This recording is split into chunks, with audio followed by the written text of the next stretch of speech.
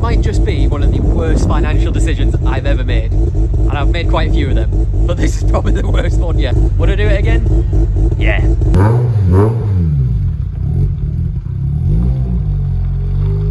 And so today I'm going to answer that question once and for all. Are RX-8s and Rotaries in general just really unreliable and just not worth it? And is Bridgeporting the 13B RX-8 engine really making it a ticking time bomb? If you are new around here, this is a quick pit stop on what is a Bridgeported RX-8. As you can see, a Bridgeported RX-8 is just these two little eyebrows that come above the exhaust port and the intake port, causing an overlap of air and exhaust, and that's where you get the classic Bridgeport Brap. Now, I've had a few RX-8 engines. I've gone from the standard engine to a Streetport and now a Bridgeport, and the one question that I always get told is the RX-8 unreliable, and the more you modify it, the more unreliable it gets. Well, I don't think that's quite true. I think that's the one thing that people confuse with this car. You're not buying this car to save money. You're not buying it because it's cheap to run and it's cheap thrills. You're buying it because of its uniqueness, its sound, and yeah, it has a few quirks. Like right now we've just set off, and as you can see I can't hoon it because the water temperature's not high enough and it might kill itself, and the oil temperature's not hot enough and it might kill itself because of that reason. But that's what makes it special to drive. It makes it a Rotary, it makes it fun, it makes it unique, it's different. And that's what people mistake for them, you know. They're not business cars which they were originally sold for. They're not cars that you want to take camping with you, even though I do. You know, these are pure enthusiast cars. They were built for people that like to race them, to drive them and experience the thrill of speed, really, more than anything. And that's what it is. And that's why I love this car so much. It's not a straight line monster. I didn't build it for that.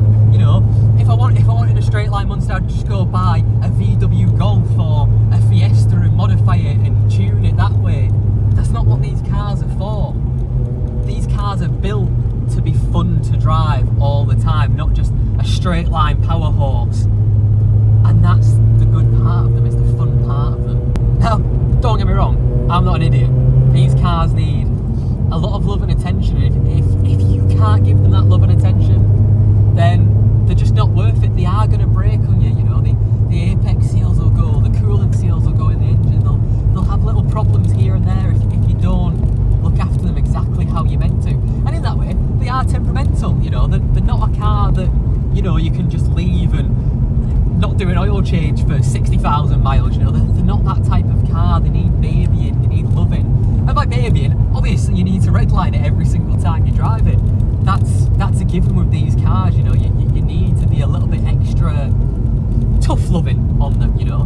They want to be babied sometimes with extra oil changes every 6,000 miles, or, you know, spark plugs changing more often, ignition coils changing more often, and pre-mixing.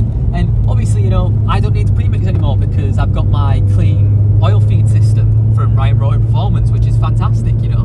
But then again, that's one of those little extra things, you know, pre-mix it at a fuel station. Not a lot of people would know that when they bought them, and that's why they really got a bad name to begin with, because they were sold as business cars and not an enthusiast car. And, you know, the engines went on them and it was kind of sad, and they didn't live up to what people expected. I mean, the RX-7 is, in my opinion, one of the best sports cars ever made, next to the R34 GTR.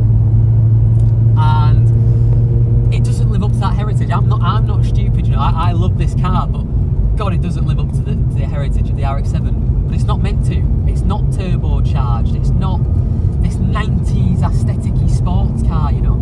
It's early 2000s, naturally aspirated, you know. It was made to, it had to basically make emission standards and things that we wouldn't necessarily have needed back in the day. But that's okay. It's what makes it special.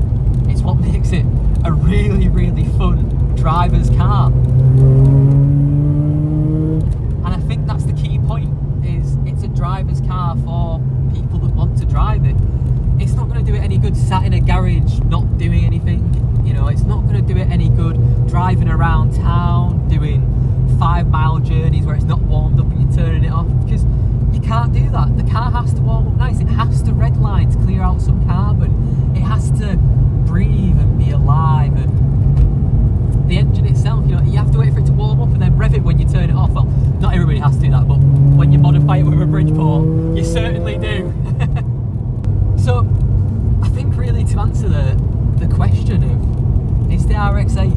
unreliable? No, I don't think it is. And that's coming from a person that's had 4 engine rebuilds on this chassis. Don't get me wrong, I've only done 2 of them, and one of them was done badly, and obviously this is my second rebuild. But that's the whole point.